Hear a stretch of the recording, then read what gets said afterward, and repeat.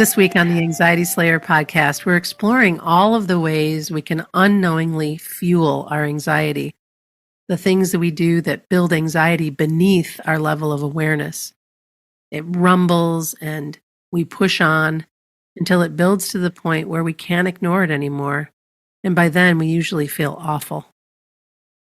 Welcome, Ananga. Hey, Shan. Oh my goodness, I'm grateful that we're talking about this because I've busted myself this week forgetting to do some of the things that I know to do to look after myself, and anxiety just kind of reared its head. And so we can dig into some of what goes on and some of the things that we can do to make it better.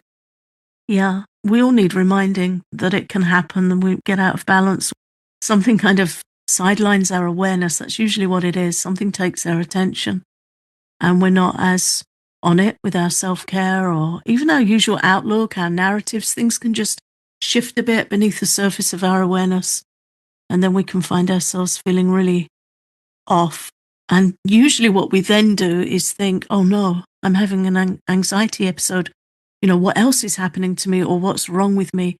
But normally it just means we've slid out of balance and we need to help ourselves get back. I noticed that shallow breathing is a big one for me. Mm-hmm. I'm not breathing from my belly. That's not a good thing. to catch yourself and be like, oh, come on, breathe. Let's get back into the awareness of the importance of a really full breath as often as possible versus that space where you go to when stress kicks in and it gets really shallow and it's just coming from your chest. Yeah, and we can do that for a long time before we notice. So what do you do to notice and adjust that? Get right to the long exhale. And just remind yourself and practice the long exhale breathing. Yeah, immediately. and then, because it's easy for me to notice it in others, but sometimes I don't notice it in myself. That's the thing. Yeah. Yeah. And then if I look at something that's going on and be like, oh, okay, there's a bit going on here. There's things you need to be looking after. This shallow breathing is one of the first ways I know I need to do the long exhale, or even to do some alternate nostril breathing.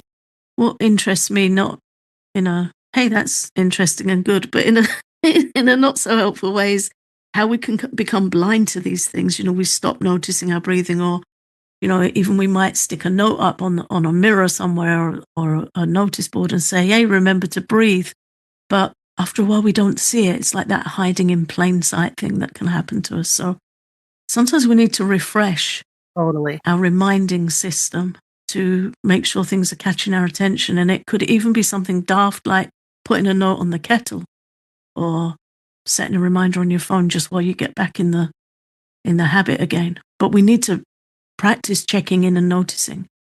Because it's really easy. You do the long exhale one day and it's like, oh, that really helped. And then 3 days can go by before we remember, if we're preoccupied, if there's stuff coming at us that's taking our attention and we're challenged in our usual care routine.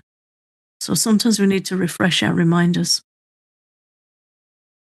And to even schedule a breathing practice, because if it's just for 30 seconds, if you focus on a regular breathing practice, then you're not going to be in that space of shallow breathing for very long, because you know what it is to do that proper breath.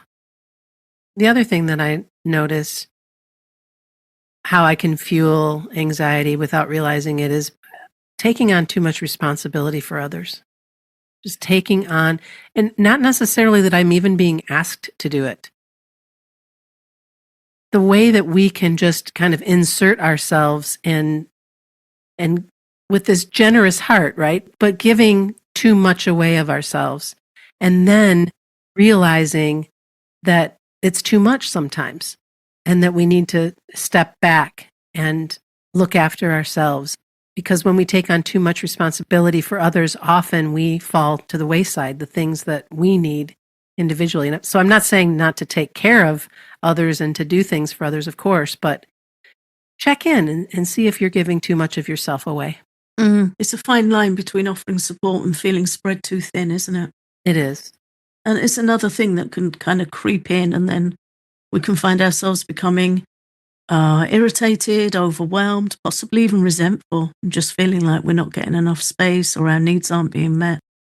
I guess it all comes from sliding out of balance, doesn't it? Does. And that's when we do things like we forget to eat. Yeah. Or we get caught up in working really long hours. We might be in a project that we're enjoying, or we might be in a project that we're not enjoying so much, but we're working super long hours. And this time of the year in the States, we're doing tax preparation on top of our work, on top of all of the other things that we do. And sometimes that can be a bit much or feel like a bit much. And to just be aware of the way some of this stuff slides in. Yeah, and it can come in different ways, can't it? Like you're talking about working long hours, forgetting to eat. Sometimes we're immersed in something. We kind of go into a flow state. And I used to have this when I was making the music for our guided relaxations, because I would work in a studio in an outside building. So I had to be really careful to take breaks to go and eat and drink. But I'd often leave it a bit too long because I'd be working on a particular thing and I'd think, oh, another 20 minutes and I'll be finished up with this. And that 20 would be 40 or an hour. And then I'd stand up and think, oh, I'm really hungry. So sometimes it happens when we're feeling creative and we're immersed. Sometimes if it's something like a tax return or a project, we just want to get it done. And we think, okay, I'll just get this done and behind me. And the time can go over. But whatever it is, if our nervous system's under duress and we're living with anxiety, we need to eat regularly and not just dry snacks. We need warm, nourishing, regular meals. And that requires a little bit of planning and organization, but we're so much better for it. That's so true. You don't want to be in a space where you haven't planned for it, because then not only are you forgetting to eat, but then when you do eat, you're not offering anything nutritious for your mind and body. Yeah, if we're distracted, by negative news. You also mentioned doom scrolling. Recently, we were talking about that. We just get caught in, I'm just going to check. We want things to be okay. We check things, we get caught, we go down the rabbit hole. And that feeds our anxiety, and we're not doing the things that help us feel balanced and calm. There's a need there to kind of zoom out and slow down. And it's not easy because anxiety makes the mind rush. We feel rushed, we feel harassed, we feel overwhelmed, we might feel irritable. So it's not always easy to slow down and take stock, but that is what helps. I know a couple weeks ago we were talking a little bit about the US elections and the outcome and all of that, and how for some people that caused a lot of stress and anxiety. And that was a point when I decided to take a complete break from the media and very little social media, and just give myself kind of a cocoon to not be in that space of doom scrolling and reading what people have to say and their opinions and so forth. And then when the new president took office, I started paying attention more. It's almost impossible not to, with how much has been coming at us in the US. So what I realize is that I need to do my part as a citizen, but I also need to go back to the boundaries that I set and really look after my mind and look after myself, and not get caught up in the fear and the worry of what's happening in our country right now. Yeah, that's the balance. And I think often, when we're talking about fueling our anxiety without realizing it, or anxiety escalating beneath the surface of our awareness, this is how it happens. I've got this thing that's helping me at the moment. It's a little cube timer, and it's got 5 minutes, 10 minutes, 30 minutes, and an hour. You just flip it on its side with the number up of the time you want, and it's silent. It was to stop me using my phone and picking my phone up as a timer, because sometimes I'd pick it up and go on Instagram or look at something. So I wanted to come away from my phone as much as possible. So it's this little flip timer, and I just flip it over, and it's like, okay, I'm going to read for 10 minutes, then I'm going to go step outside, get some air. Okay, I'm going to meditate for 30 minutes, and I'll flip it over and sit, or sometimes I'll meditate for an hour. I find it really helpful just to set that intention and flip it over without the risk of thinking I'm going to set a timer on my phone and not doing that, and finding that 30 minutes later I've been looking at Instagram instead of reading or whatever I intended to do. I'm finding that really helpful. You mentioned getting outside, taking a break, and that's something that is also incredibly important. If you are not getting outside in nature, if you're not looking around and getting fresh air, you are making an investment in anxiety, in feeling sideways, because you deserve that fresh air and you deserve a change of scenery and to get out of your space, whether it's your workspace, your home space, to move. Not just necessarily to exercise, but to move. Yeah. In any way you can, and to do so outdoors. Right now, it's really very cold in northern Michigan where I live, and has been. It's been quite a winter. But I still need to get out. I just bundle up and get outside and always feel better for having done that. I find as much as anything, what helps is just simply getting under a tree and looking up, because when we're feeling anxious or low, or when we're working or we're preoccupied, we tend to be leaning forwards and down. If we feel low, that's the way our physiology tends to go. That is the low mood posture. But we spend so much time like that, looking down, reading, scrolling, looking at our phones. It can really help. And if you can't get outside, then just go to the window, look up, bring your shoulders back, open your chest, and just switch that state. I'm doing that right now. Yeah, open your chest, open your heart, and Yeah. look up. And then that changes our mental state as well. Really important. And again, if we need to set reminders to do it, then whatever works. Doesn't matter how we do it, how we remind ourselves, so long as we're helping ourselves do what we need to do. This show is sponsored by BetterHelp. What are some of your relationship green flags? We often hear about the red flags we should avoid in a relationship, but what if we focused more on looking for green flags in our friends and partners? These are the flags that include kindness, and patience, and healthy boundaries, and honesty. Therapy can help you identify green flags, actively practice them in your relationships, and embody this healthy energy. It's time to form relationships that love you back. There are so many benefits to therapy. It's helpful for learning positive coping skills, how to set boundaries, how to be a better version of yourself. And it's not just for those who've experienced major trauma. It's a great way to sort things out in your life with an objective witness. BetterHelp is fully online, making therapy affordable and convenient, serving over 5 million people worldwide. Discover your relationship green flags with BetterHelp. Visit betterhelp.com/slayer today to get 10% off your first month.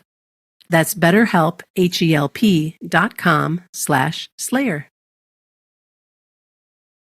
Before the break, we were talking about the importance of getting outside and looking up and opening up your chest. And oh my goodness, the way that we can be so hunched over on our devices, that heart opening in itself, one of the best things that you can do. And it feels so good too.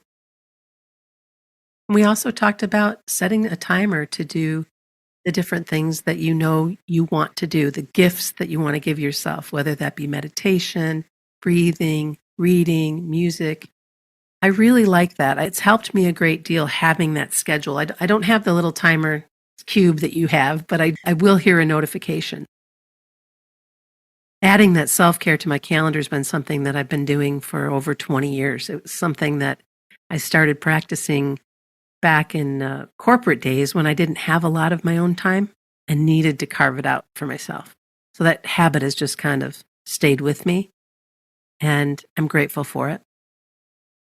It's also important that we make time to create, to do something creative and something simple. Doesn't have to be anything complex. I love to color mandalas. That's something that I find really nice, and that's repetitive. And choosing the different markers or color, colorful pencils or whatever, and just making something beautiful. I know you've mentioned knitting or needlework can be really good to calm your mind. Yeah, I can't do it. Every so many years, I think I should take it up and I get really frustrated. But I was talking with somebody the other day and we were talking about simple, timeless crafts, things that people have always done. And it seems to be like a traditional way of relaxing, but also doing something gently productive. And we were talking about knitting, just that repetitive motion, that simple, repetitive motion of making stitches in wool. And then you have a scarf or a blanket. My aunt at the moment is knitting blankets for premature babies to donate to the hospital. And it's a really sweet thing to do. And it seems a lot of people go for those kinds of crafts for that simple repetition that gives our brain a break. But again, personal, whatever works for you. I also like coloring. Sometimes I like having an attempt at painting birds with watercolor paints. I love the fluidity of watercolor paints. It's the thing when you can just wet a piece of paper and drop color into it and watch it form different shapes and blooms. I find that so relaxing. I don't care what it looks like. Half of them end up in the bin, but occasionally one gets kept and I think, oh, that's not too bad. But it's not about whether they're good or not. It's about relaxing. And for me, I've mentioned this on a recent episode, it's about being with color in the winter when things can feel very grey and stark. It really helps me to look at colouring in, coloured pencils, or the colour of paints on paper. It just brings that variety of tones to the mind, which I find really helpful. And being creative and doing something like painting or writing or whatever it is that you choose, this is a wonderful way to get your attention away from screens, away from phone and news and social media. And oh my goodness, it's just become such an easy habit for us. Pick up the phone, check what's going on, scroll, pick up the phone, check what's going on, scroll. It's not even something that you're aware of until you're aware of it. Very much like this episode is like you're fueling your anxiety without even being aware of it when you have lost track of time on Instagram, TikTok, or whatever it might be. And of course, it's by design. Of course it is. And I resent that. I don't like it. I don't like that things are designed to take my attention away from beautiful things. Mm. The other thing that I like to do to remain creative is I like to cook new recipes. I like to learn. I love watching cooking videos and learning different ways to make different foods and trying out a new recipe. And I just love it. It's something that really brings me a lot of joy. And if I'm feeling kind of low, I can find that new recipe and start making it while listening to some good music. And it's something new. It's still creative as well as nourishing. So it kind of ticks all the boxes.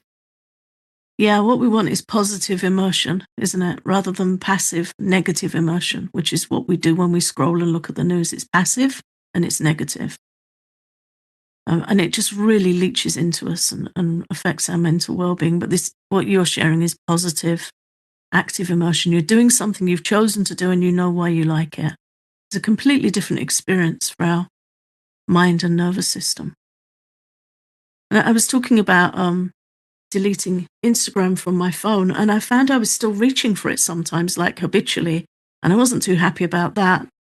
And then I was thinking, okay, let me set my phone up differently so that if I do pick the thing up, it's got lined up good stuff. So now I've got on my home screen Audible, a podcast app that I use to listen to positive episodes.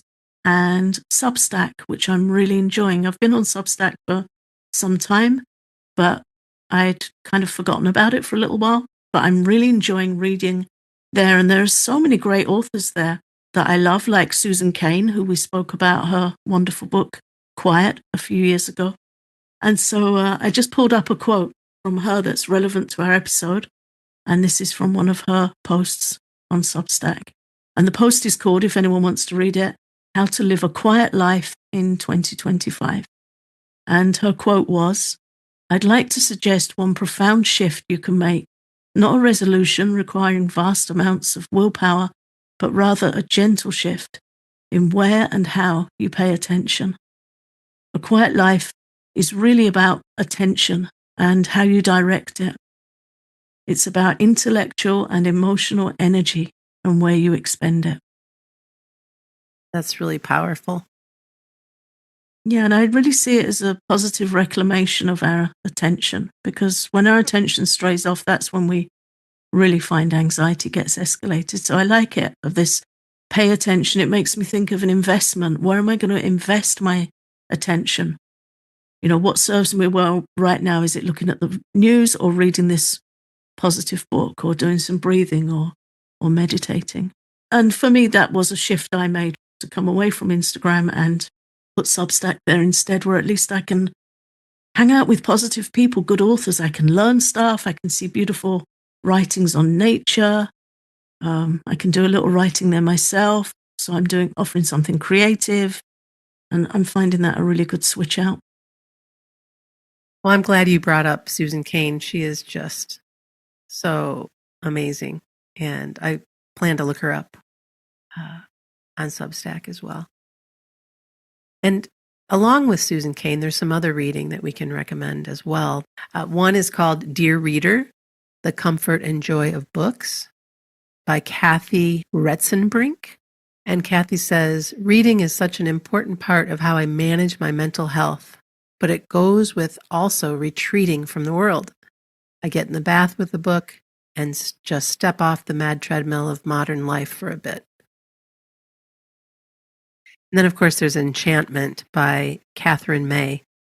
And the book is called Enchantment, Reawakening Wonder in an Exhausted Age. And I just love her writing, too. Yeah, beautiful writer. Also on Substack, and she also has a podcast called How We Live Now. I don't know if it's current, but you can listen to old episodes from COVID times, and she interviews some amazing people. She's got a beautiful voice, spoken voice, as well as her writing voice. Very nice to listen to. And then we have some listens to recommend as well. The On Being podcast with Krista Tippett. Wisdom to replenish and orient this tender, tumultuous time to be alive. Say that 10 times fast. She interviews poets and writers and positive thinkers. Definitely somebody to listen to if you want to lift your mood. Yeah, there's an interview on there with Mary Oliver from some years ago, because Mary's now passed on, but very beautiful interview with the poet Mary Oliver and John O'Donoghue and others. Really deep, reflective conversations. I recently listened to an interview on Tim Ferriss's podcast, and he was speaking with David White, who is one of my favorite poets.